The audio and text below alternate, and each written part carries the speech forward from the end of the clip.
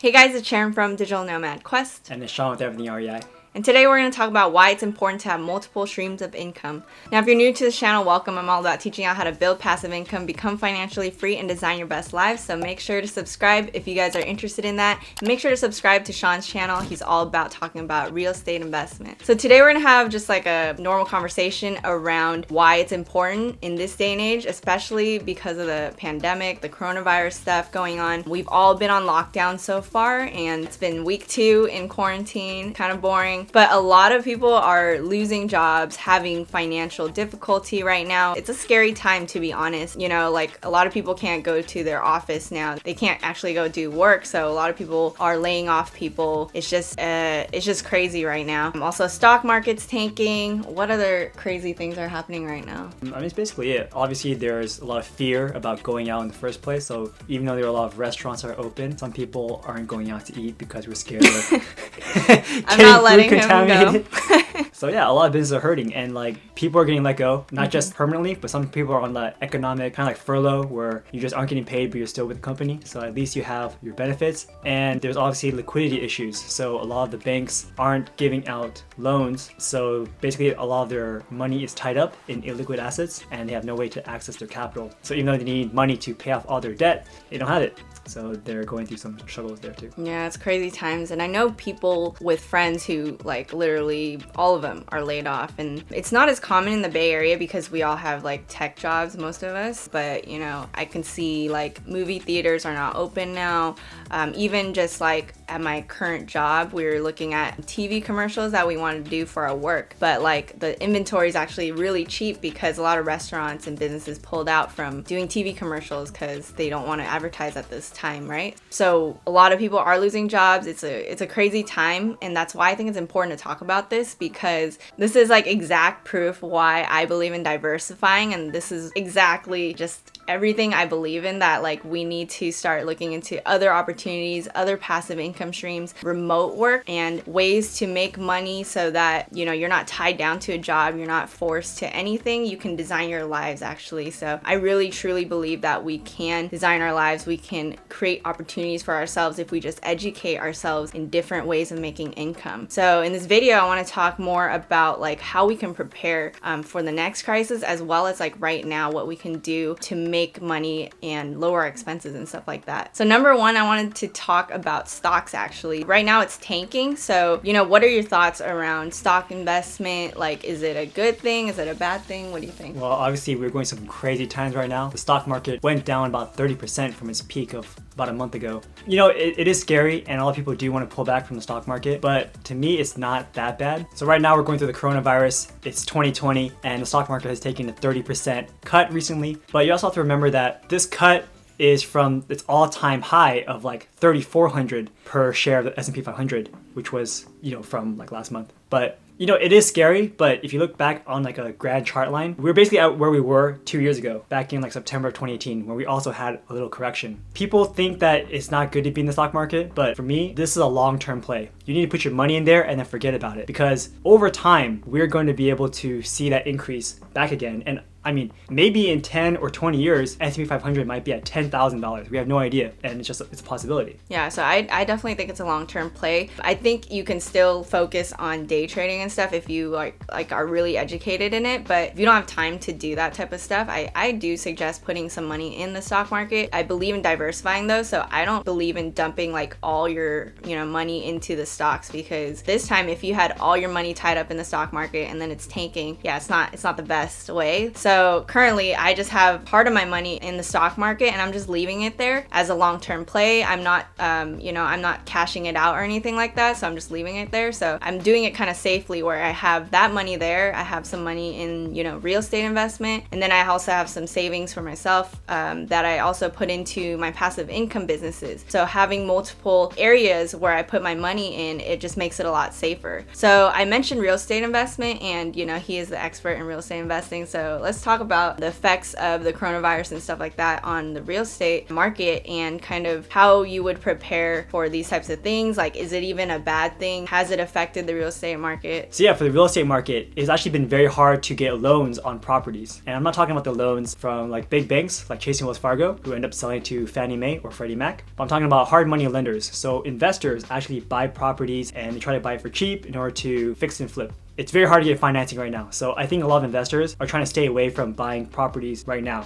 Home buyers and sellers are both scared to move in the market right now too. Home sellers don't want to put their home on the market right now. They don't want people to come to their home while the quarantine is going on, obviously. So they're doing a lot of these virtual tours. And buyers don't want to buy homes now either because they want to see where the market goes over the next few weeks. Now, in terms of buy and hold investments, it's still a good time to buy and hold. But problem is a lot of the people who rent our properties are like blue collar workers. And just like we mentioned, they might not have their job. So they might not be able to pay rent. And when it comes down to feeding your kid for a month or paying your rent, but there are some things called like mortgage forbearance, which means that you can call your mortgage lender and tell them, hey, I'm being affected economically because of this issue. Can we work something out where I don't need to make my payments for my mortgage for a month or two while things shake out? I haven't done it yet myself, so I don't have a lot of experience, but there are some talks about this. And almost every level of real estate is trying to do some kind of forbearance. That's like the big word right now. Everyone from the single family property owner to large apartment complexes to REITs, which are giant funds that own multiple apartments. They're all calling their lenders and saying, hey, we may not be able to make payments. What can we do? Let's work something out. Yeah, so I think right now, people are scared, but like, especially when it starts lifting, it's going to go crazy, right? So with stocks and real estate, people are all going to get back into it. I think that, right? So yeah, right now, a lot of people are losing their jobs. Yeah. For sure, especially those who work in like service industry, like restaurant stuff. But when this is over, I'm planning on going to restaurants. I'm planning on going to movie theaters. Mm-hmm. I'm excited to go back outside. I'm like pent up in here. Mm-hmm. So they're definitely going to have their businesses back up. But the question is, can they survive until this thing's over? I think most restaurants and businesses can survive for 3 weeks, which is what our shelter-in-place situation is here. Mm-hmm. But what if it stretches out to the summer? Yeah, we have no idea how long this is going to go for. So when we go back to stocks and real estate, I think stocks are probably going to keep dipping until, you see like a little uplift in hope. But like that quote, Warren Buffett says, be greedy when people are fearful, right? And then be fearful when people are greedy. So I feel like kind of evaluating that psychology and seeing how people are feeling is good for investing, and investing into stocks and real estate when people are, more scared, and then kind of going into that turn of like hope. That's like that inflection point is a great like time to start buying. So I think that's a good way to prepare of like,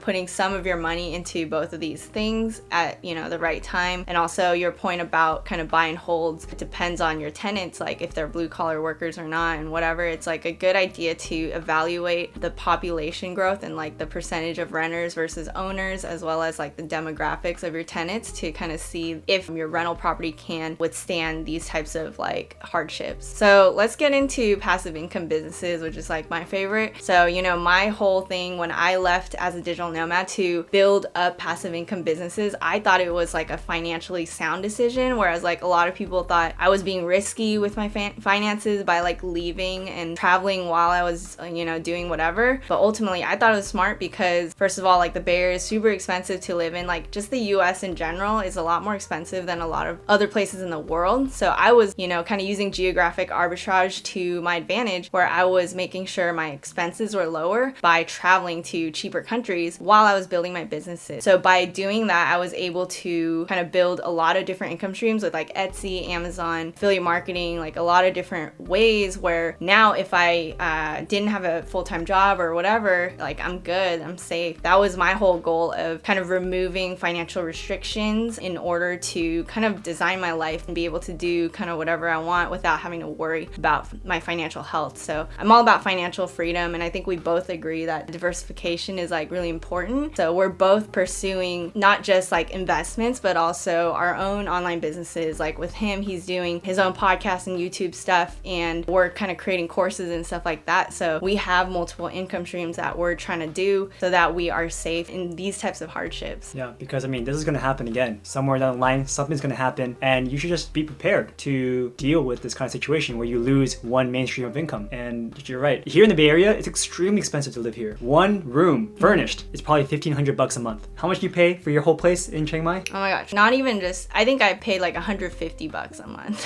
For the place? Like, yeah. Wow. So that's like divided by 10. Like I was paying like so little. I paid $600 a month for everything, like entertainment, food, travel, accommodations, like everything. So, you know, you can save a lot just being elsewhere. You can find other ways to save though too, right? So we do this thing called house hacking when it comes to real estate. So I personally just live at home, but like my parents want me to live at home, so it's like all good. With you, you're doing something where you're kind of like renting out rooms and stuff, right? Do you want to talk a little bit about that? Yeah, so for those of you who don't know what house hacking is, basically when you have the whole place to yourself, and then instead of just living in a whole house, you rent out every room, like room by room. And basically when I moved up from Los Angeles to Northern California, a lot of my friends in LA were also needing a place to stay in NorCal. So I said, hey, just rent out my rooms, and their rents pay for my mortgage and my insurance and my property taxes. So basically my personal cost of living is almost zero. Yep, so I think it's really important to not only have multiple income streams, but also reduce expenses. So let's get into kind of the things you can do now to prepare yourself in the future, as well as right now, like how you can improve your financial situation. So I really think even though you're stuck at home,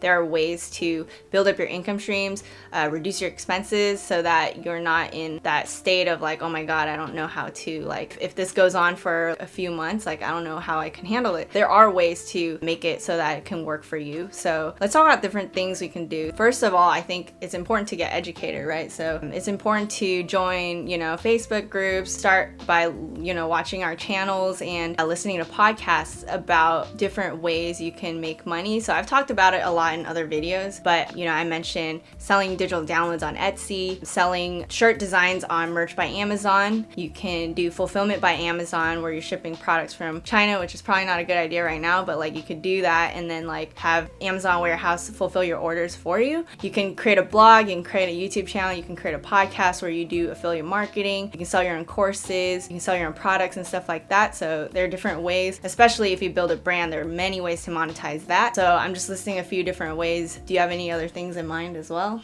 So right now, especially on the real estate side, not gonna lie, it's very scary. Probably wouldn't get into any new investments if you're a brand new investor. Take this time to really just learn. There are so many different types of real estate investing strategies that you should find out what works best for you and then learn more and find those people who are really good at that and then connect with them through like online meetups and whatnot. Yeah, you know, when I mentioned earlier about like buying when people are scared, doesn't mean like buy it completely now when people are still gonna be scared and cases of coronavirus are like exponentially increasing. Definitely look for that inflection point where you see some hope and you see that like maybe cases are plateauing or something like that, where it just feels more safe to like go into it. So do you agree with that? Yeah, I mean, obviously you're gonna get the best deal if you buy at the absolute bottom, but think about this too, it's hard to get financing during the absolute bottom. Like no one's gonna want to give you money for those deals, and you don't know if it's gonna keep going down or not, right? It's called catching a falling knife. Yeah, I mean, the best thing to do right now probably is just to stay educated and kind of updated on like current news, as well as current news around the real estate market and the stock market. And then back to, besides passive income businesses, we also talked about lowering expenses. Some things we can do right now. I mentioned, you know, in other videos where you have like cashback apps and like receipt scanning apps and all these things that they help you actually make money back from your purchases. A lot of people do stuff like couponing, where you can collect a lot of coupons where you're getting a lot of inventory for free, where I'm actually amazed by it. I know you're like whatever about this, but it's funny because, you know, Ryan Scrivener, he actually does couponing, and like think about all the couponers who have piled up a bunch of like inventory where now like they're good, where they don't have to worry about going to the grocery store all the time to collect stuff. It's like they have figured out a way where they've reduced their expenses so much that they don't need to buy like essentials and like food and stuff like that. They've already figured it out. So there are ways where you can reduce your expenses, and I'm super amazed by that, you know? Like people think it's hard to save up, they're living paycheck to paycheck, but no, like there's ways where you can save on these things. I'm gonna disagree with you right there, because I think that, you know, the cashback apps are cool, but in reality you're only making a couple cents per thing. At the end of the day, you might make $5. All right, whatever. Couponing too. Couponing takes a lot of time, and at the end of the day, you're just taking so much supply for no reason. They just like keep them in their house as like trophies. In my opinion, it's better to get better habits. So there's something called hedonistic adaptation, where as your income increases, you start getting more and more luxurious things. So when you're in college, you're poor, you live in a crappy apartment, you're driving a gross car. and then you get your first job and you start getting more money. Now you have a nice car, right? And you get a nice apartment, stuff like that. So I think it's better to look at what you're spending and start cutting on things that aren't really important to you. One thing that we've been doing recently is we've been cooking a lot, and surprise, surprise, cooking actually saves you a lot of money, because instead of going out and eating $10, $15 meals for lunch and dinner, boom, now you're eating $2 spaghetti meals. It's a lot cheaper and healthier too. Yeah, it's definitely true. I think we've mentioned a lot of different ways, like a lot of different ideas that hopefully spark your brain to start thinking of ways to reduce expenses and diversify your income streams. If you guys like this video, please send your comments down below with what idea you guys like the best. And make sure to subscribe and hit the bell button to be notified of my latest videos. And also subscribe to Sean's channel, Everything REI, where he talks about real estate investment. Thanks for watching. See you guys later. Take care.